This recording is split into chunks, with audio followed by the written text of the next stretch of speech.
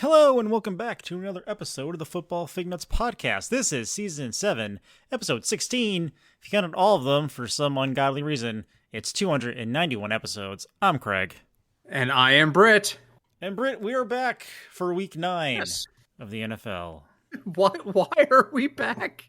Because this is a very stupid year. It's a very stupid year. There's referees moving footballs before it's measured. I don't know. It's just... Oh my God. Okay, so full disclosure, I got the stomach flu Friday night, so most of the games on Sunday are a bit of a blur because I'd fall asleep for large chunks of time. But yeah, I don't remember which game I was watching where they signaled first down, they moved the chains, and then as the team was getting ready to run another play, somebody blew a whistle and started waving their arms in the air, and they came out and they were like, the ball is short of the line of gain. Wait, what? The ball is short of the line of gain. You moved the chains and you signaled first down. Yeah, you just changed your mind on the fly? It was a Ravens game. I think that happened in. Was it? I was just kind of like, listen, I'm barely conscious, and even I know that's weird. So just weird. It's very, very weird. There were like 24 punts in the New York game. That was terrible. Oh my God, did the Jets ever convert a third down? I don't. I think they did once. I don't know. It was the fourth quarter, and they hadn't converted any, and that's when I fell asleep. Like again, I was sick, so I mean, like you didn't miss much. Well, I'll tell you this: the punting. it was a great sleep aid. The Giants Jets game was so boring that it put me to sleep pretty easily. So thank you them for that. But you know what? I'm getting ahead of ourselves. Let's start where we always start. Craig, what are you drinking tonight? So tonight I went back to that liquor store in Orange, which you really should visit. So I found a can. Which one is this again? Sterling Silverbrook. And where is it? Orange. It's across the street from Dunkin' Donuts in the Mexican restaurant. Not far near the from, Trader. It's near Trader Joe's. After Trader Joe's. If you're driving but not much towards after. Orange, yeah, a couple lights. Okay, I'll have to go check it out. All right, so what'd you get from there? But they let you break up 4 packs, which is really cool.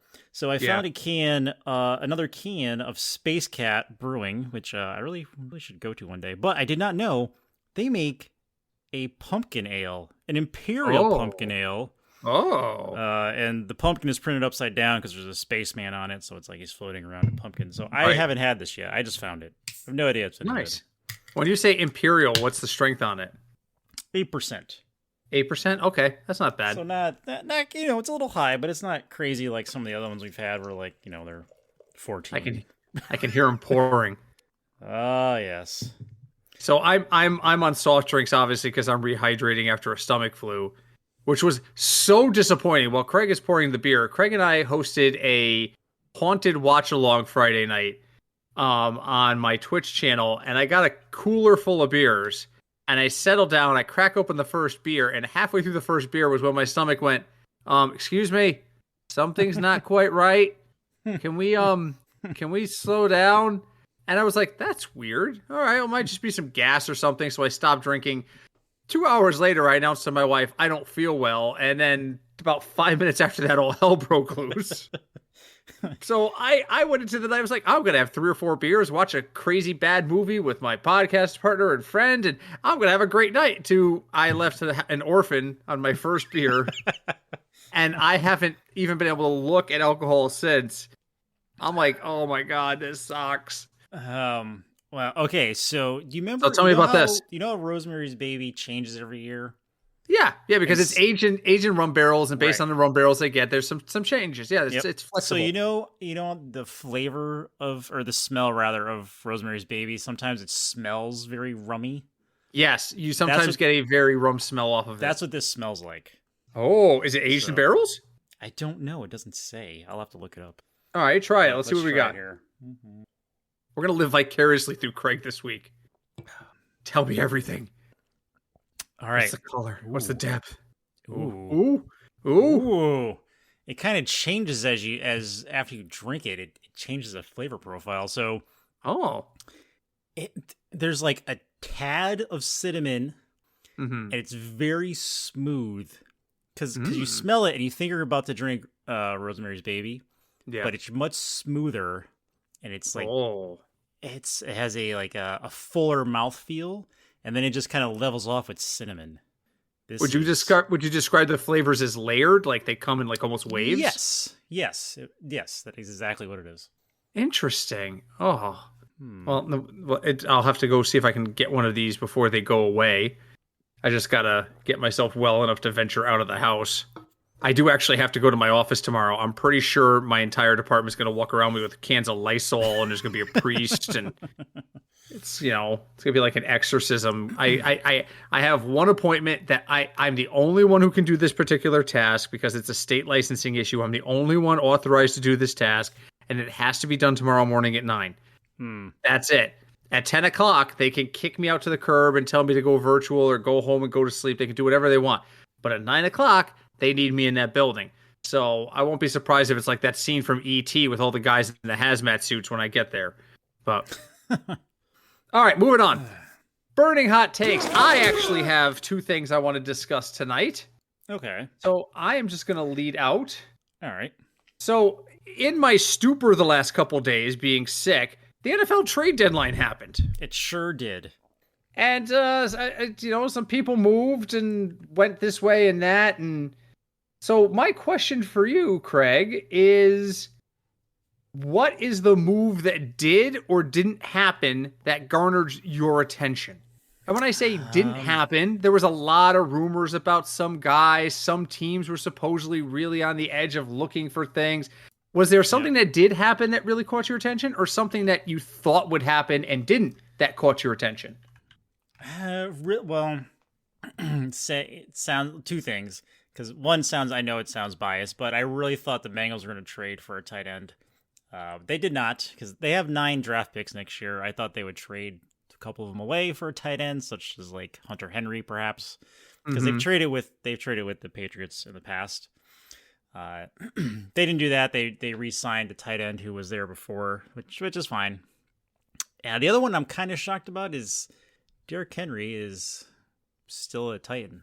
That's the one. I thought for sure they were going to be like, here you go, you're 30, we're not signing you again next year, we have spares, go away. and that's we had this conversation inside the podcasters thread.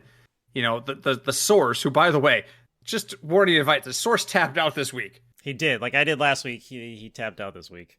The source was like, I'm looking at these lines and I am not putting my mark on any of this shit. He was like, I'm taking a week off. I'm going to Vegas. I'm going to do anything but bet on football. Maybe I'll go put my feet in the sand. I don't know. Whatever I'm doing, I'm not giving you picks this week because it's that crazy. But the one that surprised me. So I'm jumping ahead. We were talking about the Derrick Henry thing. And there was the split, maybe he'll move, maybe he won't. Yeah, the rumors are circulating, but the rumors circulated last year too, blah, blah, blah, blah, blah. That was surprising to me. The one that surprised me was the Josh Dobbs trade. And it surprised me from the Cardinals' point of view, not the Vikings.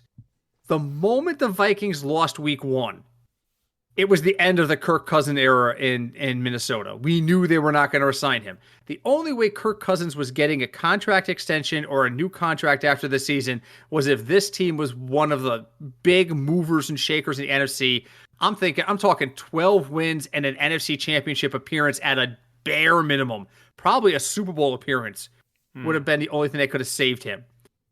So I'm not surprised that the Vikings were like, all right, this kid could be good. He can buy us some time. Maybe he's the future. Much like they thought Cousins was when they brought him in, 7 years ago? Roughly, yeah. But I'm surprised that the Cardinals gave up their only depth, because now they've got to start Clayton Tune. Yeah, Dobbs was not doing bad. He wasn't bad, and you clearly have no intention of playing Kyler Murray. No, God, no. You made him a healthy scratch last week when he was eligible to play, and there was no reason for him not to be on the field. And you were like, no. I'm looking at the depth chart now. He's already listed as out for this week. I don't know if that's official, but he's listed as out. Who's their other quarterback? Did they have another quarterback? According to the depth chart, no.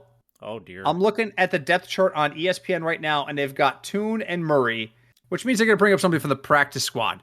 Somebody who we have absolutely forgotten about, or somebody who Marcus Mariota is probably going to be the backup this week. The return of Josh Rosen. Yeah, it could be anybody that's just been floating out there, right? But from the Cardinals' point of view, I was surprised they made this move. Not that I think Dobbs is their future. I know that there's a lot of excitement around Tune. One of the guys that I am involved with streaming with is a big Tune guy. He was like, "Yep, I picked him up in like every dynasty format. I think he's going to be big down the line." Blah blah. I didn't think Clayton Tune was going to be good immediately. No one did, but I think that they thought he could be something eventually. It looks like that the future is now. Yeah. I mean, Connor's on the IR, Max on the IR. Amari DeMarcado is the starter. He's questionable. Michael Wilson's both of their wide receiver twos, Michael Wilson and Greg Dortch. Oh my God, Greg Dortch is their. He's the. Okay, they're both questionable. I mean, this team is as thin as it can be. That was surprising to me. They absolutely are mailing it in. I mean, I'm wondering what happens in this league if the coach walks out about an hour before game time, pulls over the ref and goes, "Listen, I don't have enough guys to play. Do we just forfeit? How does this work?" That's how it worked in high school. Do we do that here? Yeah. Is that, I know you don't see this very often, but that was the one that surprised me. But what have you got for me? What's burning on your mind this week? I don't know. I don't know if it's going to be the other question you were going to ask, but along the same lines as a team who's clearly decided to give up. Are you shocked at all about who got fired in Vegas? Oh no. Josh McDaniels firing? Yep. No. And can we stop for a minute? Let me sidebar this with the Josh McDaniels thing. I saw one or two people comment about how this happened in the dead of night. East Coast bias is apparently very real. Because the news released at 1 a.m. East Coast time. It's 10 o'clock in Vegas, people. Yeah. Yep. 10 o'clock in Vegas is like noon on Wall Street. Yes. Let me tell you, I walked into a place. Was this Friday night? Friday? Maybe. Saturday night. We got out of the convention center and we walked down like 3 blocks to right on the edge of the strip. There's a place called Tacos El Gordo. And it's this famous kind of like, get in, tell us what the hell you want, like a soup Nazi taco stand. Mm. And it's not really a stand, it's a restaurant kind of thing. But like this place is so specific. Like there's a line if you want beef tacos, and there's a line if you want pork tacos, and there's a line if you want tacos with tongue in it. It's different lines because you don't walk in order. You walk up and just flash how many you're going to get. And then he points at the toppings, like, and it goes all of it. And you say either yes or no, and you get what you get. Okay. This place is hopping all the time. When we walked in there was like, the lines were like 2 deep. Not that bad. So we walked in, got our tacos. By the time we left, the line was out the door. And when we walked out onto the strip, it was wall-to-wall people. No. And I says to my wife, I'm like, get an Uber. I'm tired. I just want to go home. And she's like, yeah, okay. There's like a 40-minute wait for an Uber, and it's going to be like $75. And I was like, holy, let's just start walking. And she's like, it's 22 miles. And I'm like, yeah. But so Vegas is a night town, is my point. We walked out of there. It must have been 7:30, 8 o'clock at night. It's the West Coast version of New York. It's never closed. It's never closed, and it doesn't get started till late. We were in Tacos El Gordo for a good 30 minutes, and it went from mostly quiet, like regular New York City busy, to wall-to-wall people in that 30 minutes. The place comes alive in the evenings. So the fact that this came out at 10 o'clock at night, people need to just shut up. And we're not all East Coast based. Not every team is East Coast based, and not everything is done on East Coast time. So shut up. Yeah. So back to your original question, now I'm done ranting. Sure. I'm not surprised. They've been woeful. No. We spent Yeah. Go ahead. No, I was just agreeing with what you were saying. Go ahead. You can finish. Sorry. We spent the better part of the last, 4 or 5 years blaming Derek Carr for everything. Everything. Gruden hates Carr. He's going to get rid of him. Oh, wait. Gruden just had to get fired or resign because turns out he's a jerk on email. Blah, blah, blah, blah. All of this stuff. Derek Carr got blamed for everything. Oh, we're bringing Devontae Adams. That'll fix everything. Oh, no, Devontae Adams didn't fix everything. Oh, Josh Jacobs is good. Oh, but Darren Waller's leaving. But oh, we've got talent everywhere. But of course, it must be Derek Carr. Derek Carr goes, and the whole thing falls apart. Yeah. We have to come to... And Derek Carr isn't doing terribly in New Orleans. He's not great. No, he's not doing bad. And people have to remember, 2 years ago, that Raiders team with Derek Carr played a full playoff game with the Bengals, so that was a playoff team. Yes. And when they got rid of the interim coach and hired McDaniels, it just all crumbled. Plummeted. Yep. Plummeted. McDaniels is one of those guys who, and I've never met the guy, so this is just outside looking in. He thinks he's the smartest guy in the room. And if you don't think he's the smartest guy in the room, he's going to prove it to you with his genius. Hmm. And the problem is none of his genius has ever worked. Well, what about New England? New England is a systematic team. All the players have expectations. All of them follow the same thing. It's like when McLaughlin was coaching the Giants. Oh, I lock the door at 5 minutes before a meeting starts, and you're either on time or you're late. There's no in between. It's a culture. It's a system. Yep. He was able to fit in that system because the system, he didn't make the system. He fit inside of their system. And he was a coordinator. And he was a coordinator. So again, it was Bill's system, right? But you give him his opportunity to make his own way, and this is what happens. And it's, again, the Raiders, oh my God. Everything in the world going for them. They've got a city that wants them there. They've got a brand new stadium. They've got an owner that gives a damn. They just can't get out of their own freaking way. And they fired the GM too. Yes. I don't remember, was that GM the one that hired McDaniels? Probably. I don't remember. Makes sense. Probably. He got fired. This team is woefully bad, and I think Mark Davis thought they were going to contend this year, and they are, and I don't want to hear that this is Jimmy Garoppolo's fault. No, it is not his fault. Listen carefully to the words coming out of my mouth and realize they are factual. Jimmy Garoppolo has started in a Super Bowl. Mm-hmm. That is not coincidence. They almost won that Super Bowl. That is not accidental. Okay? He is not the reason they're failing. The reason they're failing is because he is not... I think he's a system quarterback in a system that isn't designed for him. It basically is what it is. So, that was not my second question. The other one, because there was another firing, and that was the Chicago Bears fired their running back coach. Because their running backs have been superb. Now, eight of them. Why I'm bringing it up is the quote that came out of Matt Eberflus. Oh, Lord. Okay. As the head coach, we are building a program and have standards to uphold to as a staff and as organization, both on and off the field. Those standards were not met. I'm not going to get into details other than to say he's no longer on staff. Okay. Does that sound ominous to you? Slightly. That's my question. I mean, that doesn't sound like, hey, listen, our running back sucks, so we fired the coach. Yeah, it sounds like he did something or he pissed off the wrong people. Right. He grabbed a trainer's ass or something. He did something that he didn't. It wasn't the fact that they stink in the running game that got him fired. It was something more than that. That says a lot.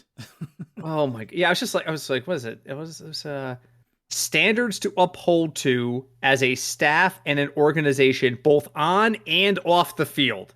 And then to say later, I'm not going to get into details. Yeah, he did something or other. All right, well, I'm sure, and that'll leak, right? That'll leak. If it's bad, yeah.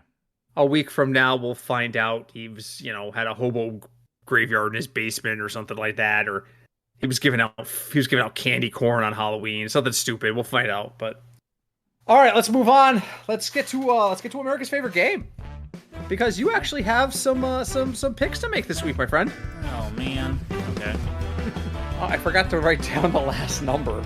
Oh, that's important to know. It is. Hold on, I gotta go back and get it. Don't sign me out, DraftKings. No, you signed me out, you jerks. Yes, authenticative codes, words. I'm on the wrong day, aren't I? No, that's the right day. Maybe you need week 9. Week 9. Oh, there it is. Okay. All right. So there is one game over 50. Okay. It's a 50 and a half. All And right. don't think too hard about this. It's exactly what you think it is. It's going to be one of two games. So There's a second. Okay, well, what are the two that are in your head? it's either going to be the Dolphins Chiefs or the Bills and Bengals. Okay, I forgot about Bills Bengals on Friday on Sunday night too. Yeah, yeah. So you're right. It's one of those two, Okay. and I kind of just tipped which one it is, didn't I? I'm sick. Give me a break. All right, if without me giving a tip, which one would you have guessed? I probably would have guessed the Dolphins Chiefs first. And you would have been right. So, and the reason I went that nonchalant with it is because we have 4 games in the under 40 category. Oh, dear God. So you have 3 strikes. Give me one of the 4 matchups to avoid in fantasy football this week because it's an under 40. Oh man, let's go. Let's start with the. By the way, just as a favor to you because I botched the first part of this. Yeah, you are. It's 49.5 for the Bills Bengals game. Oh, okay. So it would have been close. Okay, let's since we just mentioned them, let's go with the Cardinals Browns game. Cardinals Browns at 37.5. There is nothing redeemable about the Cardinals and the Browns game. No. Seriously, one of the people I went to Vegas with is playing fantasy football for her. It's her first year doing fantasy football. She's a football fan, but she's never played fantasy football before. She's in a league with a bunch of us. We spent a good half hour talking about her roster on Sunday morning. She messages me today and she says, I have to start I need a wide receiver start because I usually start Tyler Lockett with Cortland Sutton, but the Broncos are on bye. I said, okay. She goes, I've got JSN, Jackson Smith, Njoku. I can't. Everybody just calls him JSN at this point. And I've got Elijah Moore. Which one do I start? And I was like, there is no way in hell I would start Elijah Moore in anything ever again in my life. And she's like, but I can't start both Seattle wide receivers. That's crazy. And I'm like, is it? That's when your other option is Elijah Moore, it might not be that crazy. Elijah Moore has really been disappointing this year. Yeah, really disappointing. He shouldn't have gone to the Browns. No, I'm going to absolutely avoid that game at all costs. Yes, start every wide receiver you can from the Seattle Seahawks. If it'll get you out of starting Brown. Out of Moore rather. So yes, you're right on the first one. All right, so that's one. You got 3 more. Oh boy. All right, since we mentioned this other team, I'll just go down the list. Let's go with the Giants Raiders. Giants Raiders is a 37. Let me tell you something about this game. Picking the Giants in that game. You want to know why it's not like 26? Because Daniel Jones got cleared. Oh, so Danny Dimes is playing, huh? Nice. Danny Dimes had a full practice today. Oh, good for him. He had a full practice day. So listen, it's not going to be stellar. All Danny Dimes does is make sure that Danny DeVito doesn't have to start the game. But it's gonna be bad. I'm gonna avoid that game at all costs as well because I still think they're gonna lean very heavily on Saquon. The only thing it should do is move the line because the Raiders are insane. The Giants are 1.5 point underdogs in Vegas. I'm taking the money line there. The money line's plus 105. Oh yeah, I'm taking the Giants. I'll take the Giants on the road against the Raiders team that doesn't know which direction is up right now. Nope, exactly. 100%. Just put $10 on that while we were talking. All right, so that's 2. You got 2. There's 2 more, and you still got all your strikes. Oh Lord, these are not good games. See, it's really like, are these teams like one team's bad in these games, their team is like kind of bad.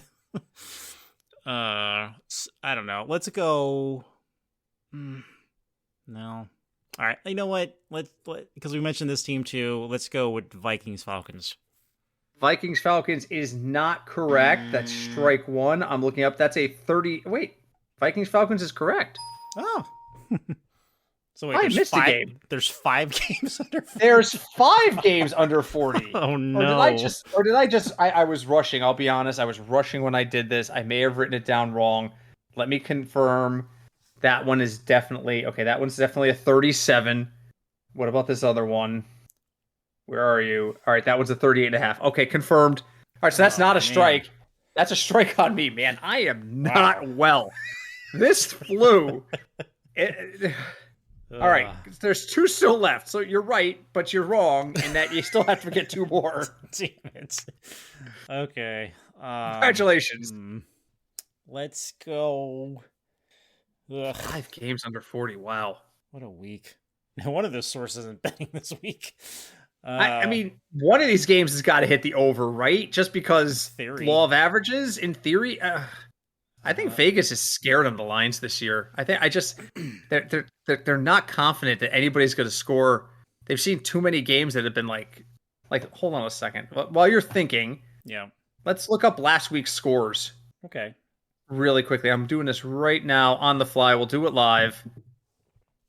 Okay, I'm not even going to read titles. All right, that's a 42-28. Texans Panthers was a total of 28. Rams Cowboys was 63. Vikings Packers was 34. Saints Colts was a 65. Damn. 65 points. Patriots Dolphins 48. Jets Giants 23. Jags Steelers 30. Falcons Titans 51. Eagles Commanders 69. Woohoo. Browns Seahawks 44. Ravens Cardinals 55. Broncos Chiefs 33. And then Bengals Niners 48. I'm like, I mean, these are all in the 40s. We had like 3 games under 30, and yet we've got 5 slated for this week. Hell, even Raiders Lions was 40. All right, what do you got for me? What are you thinking? Okay, I'm thinking I'm just going to put $1 on every over. Give me the overs across the board. Might as well. Round robin them. Round robin there them. You go. There you go. Everybody who's under 40, put $1 on a round robin bet. Just do it. Okay, let's go. Oh, God. These games are so bad. It is. This is the last couple of weeks. There's only 2 games worth watching, and the worst part is they are the bookends of the week. You got to get up early in the morning if you want to watch the Chiefs play the Dolphins in Germany, and you got to stay up late if you want to watch the Bengals play the Bills. That's true. That is true. In between, take a nap. Go see some family. Touch some grass. Okay, let's go with Cinch's favorite quarterback. Let's go Commanders Patriots. Commanders Patriots is incorrect. Oh. Officially, Commanders, you're sure? No, I'm looking. 40.5. Oh, 40.5. So close.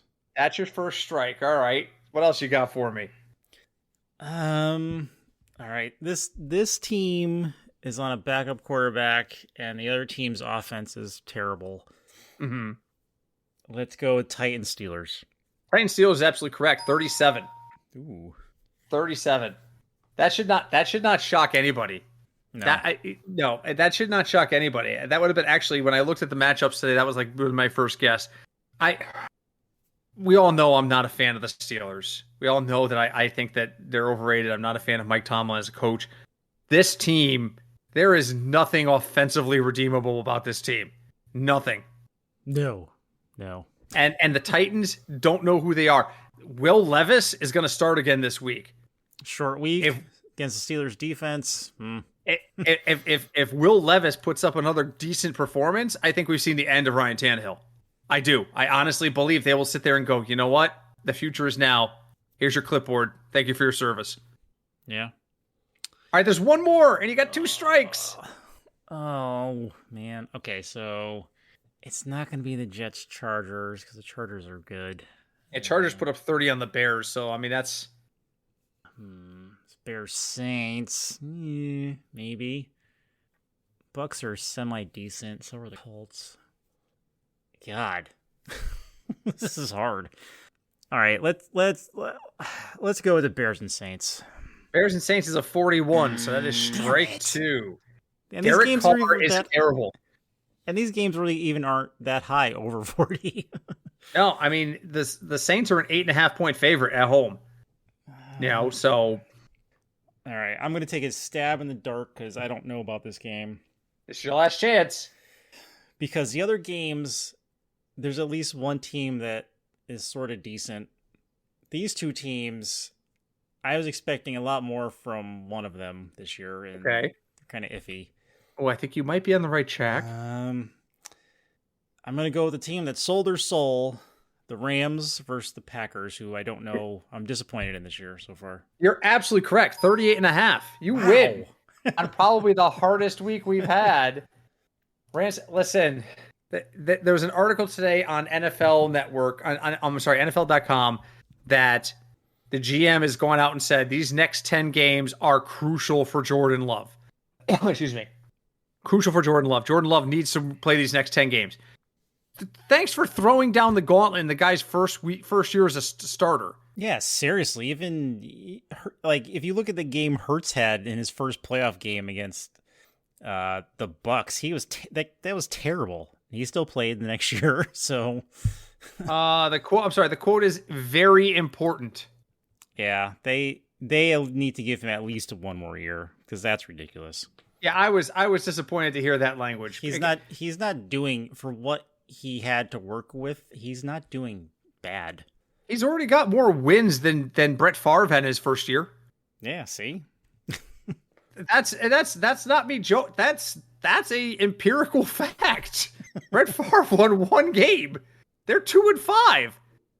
I think Rodgers won like 5 games his first year. So yeah, you gotta give him. You gotta give him at least 2 seasons. Get it? Well, they drafted Sean Clifford. Sean Clifford is not the answer. Sean Clifford is not the answer. Okay, you lost to the Vikings. The problem is the teams they've lost to. They've lost 4 in a row, and in going in backwards order, it's the Vikings, the Broncos, the Raiders, and the Lions. That's the problem.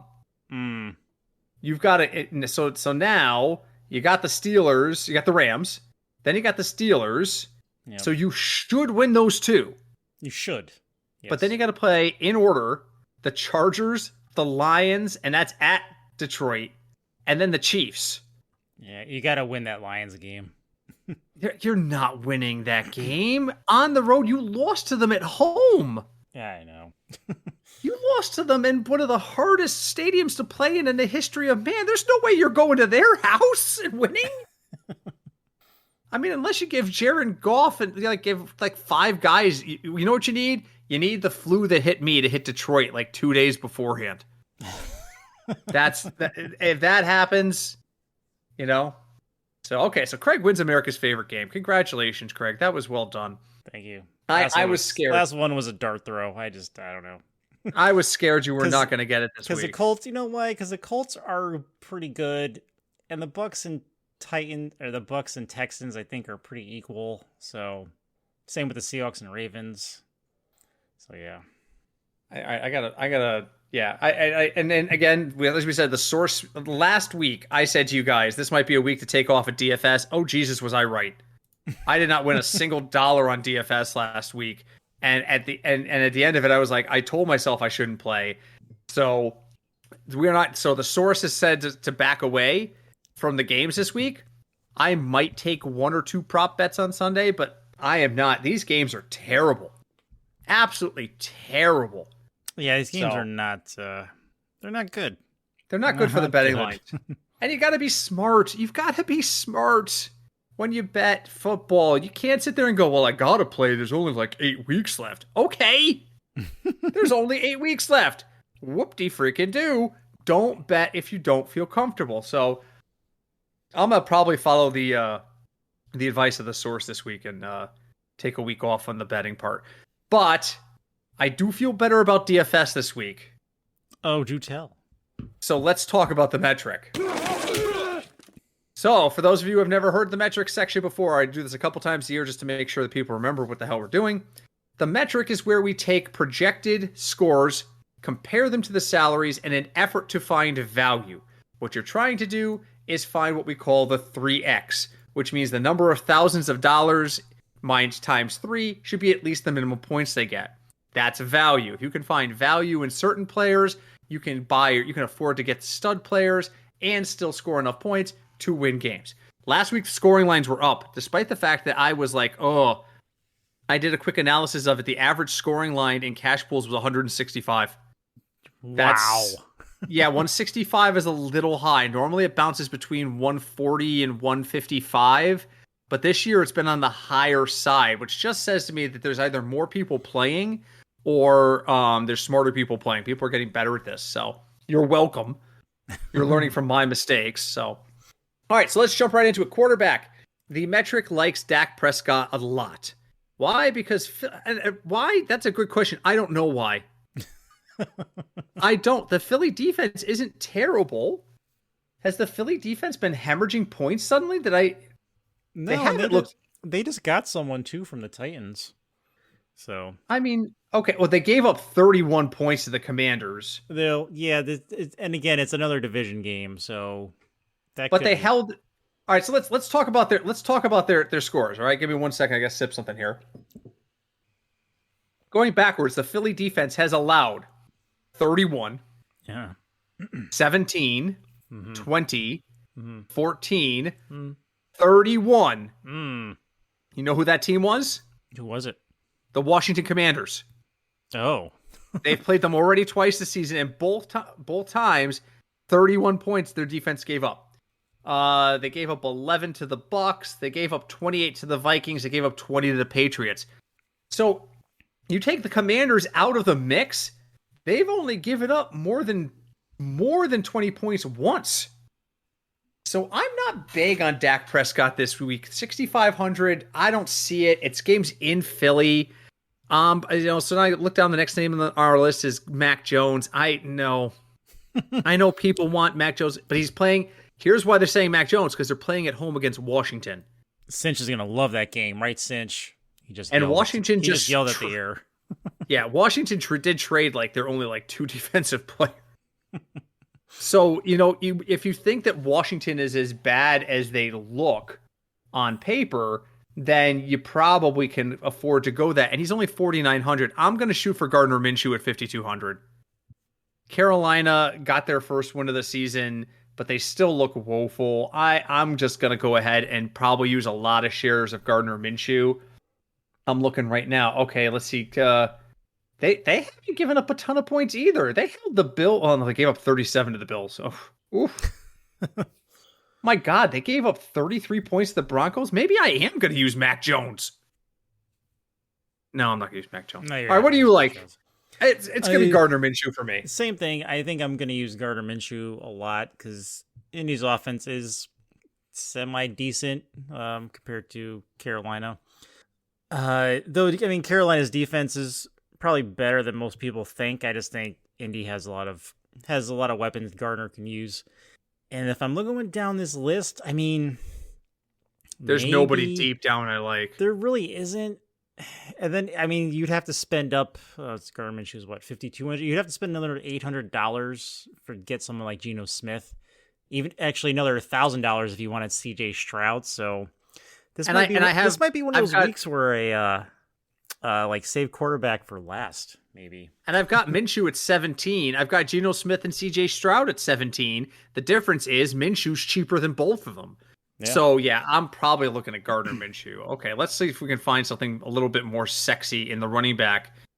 The metric really likes Jonathan Taylor this week. He's 6,400, and they say he's going to score about 17.5 points. It's not a value play per se, because it's not going to get to 3x, but it really likes it. Also likes Saquon Barkley at Vegas. The problem is Barkley's 7,900, which is not cheap. So you could pay up for the two of them, or you could jump on the Guru's favorite boy, Rachaad White, at 5,600. I think I'm very willing to go Minshew if I can afford Taylor and Barkley. I don't mind that combo. It's not going to be groundbreaking, but, I think Saquon's going to have a better week because Daniel Jones is back. Not because Daniel Jones is good, but because the fear that Daniel Jones could actually throw for more than 5 yards will force people to stay a little further back. What are you seeing at running back this week? So this week, John Taylor is still pretty cheap. I think that's for me, it's too much to pay for Saquon. I don't know. I've been hurt by Saquon before, and I'm still not over it. Oh, and he was limited at practice today. See? I forgot to mention that. And this would be a game, one of the games that I was looking at, and this will really depend on the weather, is actually the Rams at Green Bay, because if the weather is crappy, they're going to run. And Darrell Henderson is only $5,100. So I am looking there. I might maybe, depending how the rest of my lineup looks, like I might pay up for Alvin Kamara against Chicago, possibly. Another one, and I know we were all big on him in preseason. Alexander Mattson is 5,400, and he's playing Atlanta, and Atlanta's, I don't know what the hell Atlanta is, but with the quarterback change in Minnesota, I kind of feel like Mattson's might have more of a workload. So, do we even know who's starting for the Minnesota Vikings this week? Is it going to be Jaron Hall? I think so, because I don't know if Dobbs can really learn the offense like in 5 days. I mean, maybe he can. I don't know, but I just pulled up the depth chart. They've got Dobbs listed at 2. So yeah, Jaron Hall. Oh my god. So I think they're going to run a lot. So maybe look at some tight ends as well in Minnesota. The problem is, does the other team know they're going to run it a lot? That's what you got to balance out, because that's what happened to Saquon last week, right? There was no chance that kid, DeVito kid, was going to throw. None. 0.0% chance he was going to throw. And so it was just the Saquon Barkley show, and it cost him the game when you think about it. So yeah. All right, moving on to wide receiver. Because I'm liking Gardner Minshew, I'm big on Josh Downs. Josh Downs, he's only 5,200. And where the hell was it? I just had his stats up on my... they're gone. They're gone. Oh, no. Yeah, I know. I'm a terrible podcaster. Sad. Stats. Here we go. He's been... Where are we here? Oh, yeah. So he had a good week last week. His last 2 weeks have been good. So he had 7 for 72 last week. He had 5 for 125 against the Browns. Before that, it was hit or miss. The Jaguars 5 for 21. Titans 6 for 97. He seems to be steadily moving really strongly into that, oh, you're going to take away Michael Pittman? Okay, well, we're going to Josh Downs you. Roll. And I'm fine with that. So I'm probably going to have a few shares of Josh Downs this week. And I think if they do try to eliminate Pittman again, then, and I know Carolina's secondary isn't that bad, but the other name at the top of the list is Jonathan Mingo. I'm sorry, that's a crapshoot. I'm not going there. He's only 3,400. He only needs 10 points. I don't think he can get to 10 points. I'm just going to say it right there. So then I start looking for more value. Elijah Moore, I've got him for about 10 points, but he's still Elijah Moore. I said I wasn't going to touch that game. Jaden Reed, 3,600. I'm not going to touch that game. Then I look at Brandon Cooks at 4,400, and I remind myself that I promised myself I would never deal with Brandon Cooks again for as long as I would live. I would, as God is my witness, I stood out in the rain at night with my fist in the air and screamed, as God is my witness, I will never draft Brandon Cooks again. And I'm probably going to draft Brandon Cooks because I need the salary savings. So the other guy I'm really loving, I am telling you right now, I kind of said it in passing last week, Rashid Shaheed. Dude's 4,500. He's going to save me enough money to use the guys I want to use. I'm going to put Rashid Shaheed in that thing. Who do you like at wide receiver? Same. I definitely agree with you about Shaheed, especially with the Chris Olave nonsense happening. Yeah. So I think he may have a new role. I mean, there's always Michael Thomas, but Michael Thomas, let's be honest, fantasy-wise, he's a shell of his former self. Yeah. The injuries he's had. Mm-hmm. Sheets, I think he was questionable this week, possibly, but definitely pay attention to that. But if he is playing 4,500, I think that's like a no-brainer. Mm-hmm. I agree. You're gonna have to pay up for him a little bit, but I'm a big Adam Thielen fan this year. But the problem is he's 7,500 this week against Indy, so that may cost you somewhere else. But he's been having a hell of a return year for him, so.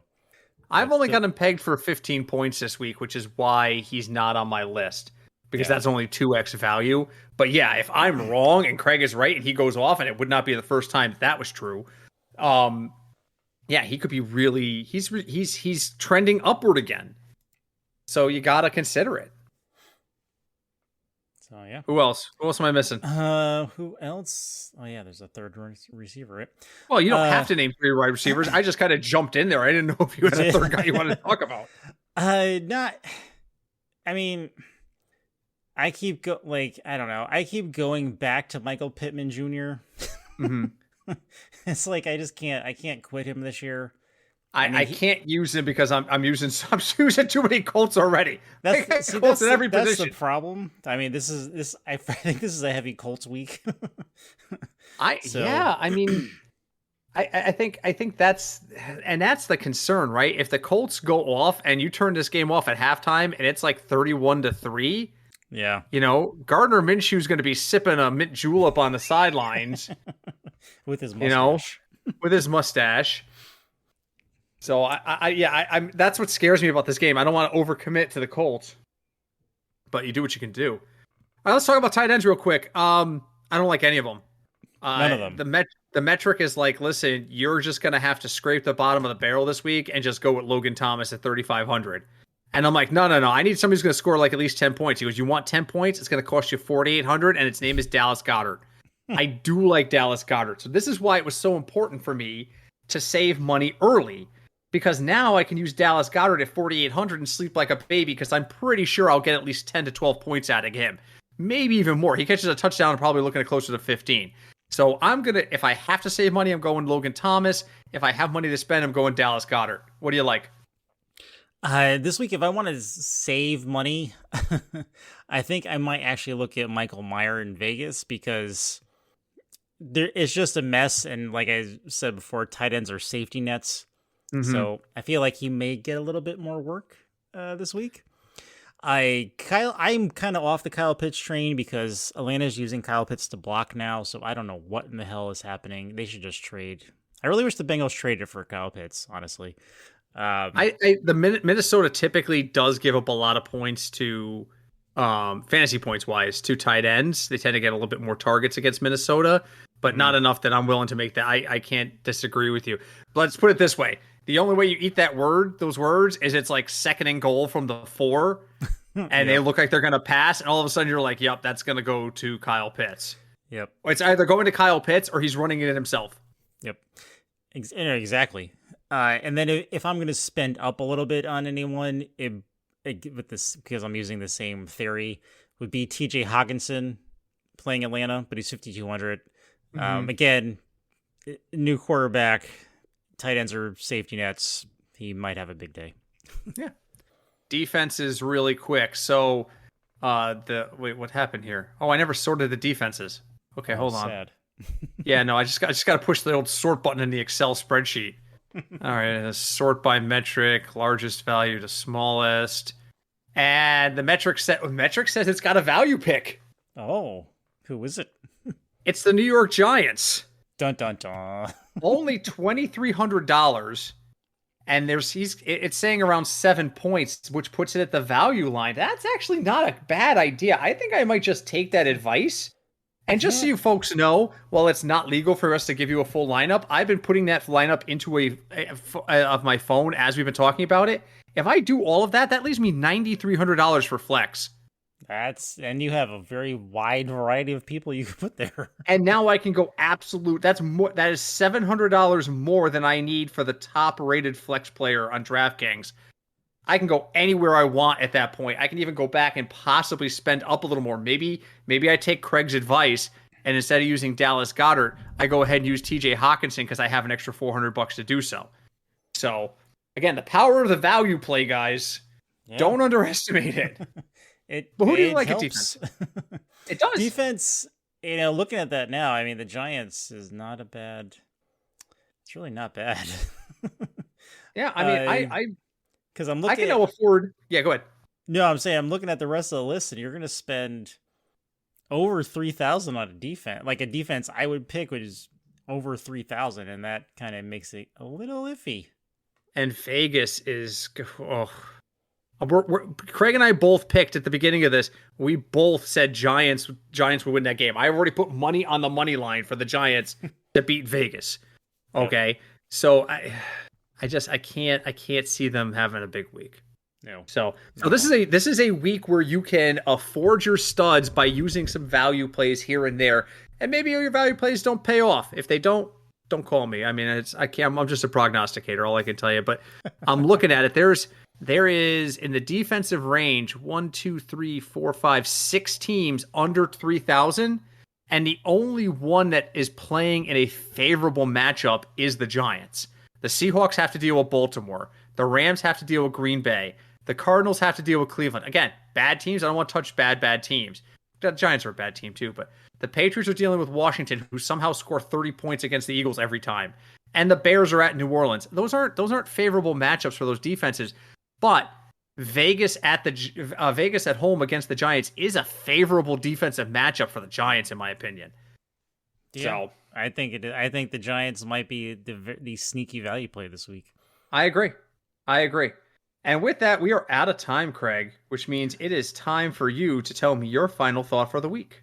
My final thought is, and just like the source is doing this week, you know what? It's not terrible if you don't bet 1 week or 2 weeks and just like take a break from it, you know? Because I didn't bet last week because I was just annoyed with everything. So just like take a break or just go if you feel like you want to bet. I mean, that's perfectly fine, but you just go light maybe, you know? And, you know, scrolling off of that, I was thinking as you were saying that, I saw an ad during the games on Sunday where they were talking about how short the season is and how you have to take advantage of it. It was John Goodman was doing the narration for it, and he was like, because before you know it, a cold night at the Buffalo game will be just a cold night in Buffalo. I'm like, here's the betting sites going, you're running out of time. You know it's week 9, right? Like it's half over. What are you gonna do? You're gonna have to bet. You can bet on hockey or basketball. No. So I totally agree with Craig there. Absolutely, don't hesitate. If it doesn't feel right, take the week off. It's okay to do so. I'll tell you right now, DFS feels better to me this week than last week. I will probably do DFS, and I'll probably shy away from the sports betting this week, even though sports betting has been my big winner over the course of this year so far. So my final thought is very simply this. Hey, one of us is celebrating a birthday this week. Really? Who? It would be you, sir. Dun dun dun. I'm not surprised you forgot because you are now officially 1,000,000 years old. Wow. What is this? The 20th anniversary of your 25th birthday or something like that? So it's close to it. It's close to it. My age still starts with a 4, so it's all right. Well, I know because I'm older than you, and my age still starts with a 4. So when my age starts with a 5, then I'll start to wonder if yours starts with a 4. But so we just want to take a moment on the Football Fignuts podcast to wish a very happy birthday to our dear friend Craig. He is going axe throwing with some of our friends to celebrate. I was originally part of those plans, and then the stomach flu hit. And I'm not bringing that anywhere until I'm completely sure that it's gone. So thank you very much. My wife works for a doctor. So he called us today just to check in on her. And he was like, yeah, this thing moves quick, but the contagion can linger a little bit. I was like, okay, take it easy. He was like, you should stay home today. I'm like, okay, a doctor is telling you to stay home. Your boss, who is a doctor, telling you to stay home. We're going to stay home. So Good plan. Good plan. Let's play it safe. No one's trying to get anybody sick. So, but you know what else is a good plan? Is leaving us a review. Wherever you found us, however you listen to us each and every week, we really appreciate it. Leave us a review of whatever podcast directory you found, including Apple and all the other ones we used to list. We're so many places, I stopped keeping track. You can also reach out to us. We are the brain fog is real. fignutsdfs@gmail.com if you'd like to email us. We are the Football Fignuts podcast on Facebook, and we still have a Twitter account for now. I'm still going to call it Twitter, and we're at FignutsDFS there. Craig, another week in the books. Week 9 is upon us. Only 2 decent games worth watching. Yes. Yeah. At least they're the first game and the last game of Sunday. So. I hope to God I get well enough to get out of this house, because otherwise I am going to be so bored after like 10 a.m. until 8 p.m. So I would much rather come to axe throwing with you guys if I feel well enough to do it. But like I said, we won't play around. I'm not trying to get anybody sick. The last thing I need to do is get anybody sick and then have you all blame me for stuff. So, but fair enough. All right, well, we will talk. Go enjoy week 9, however you choose to enjoy it. We will talk to you next week. Until we speak again, my name is Britt. I'm Craig. And we are the Football Fignuts podcast. Hi, Deb.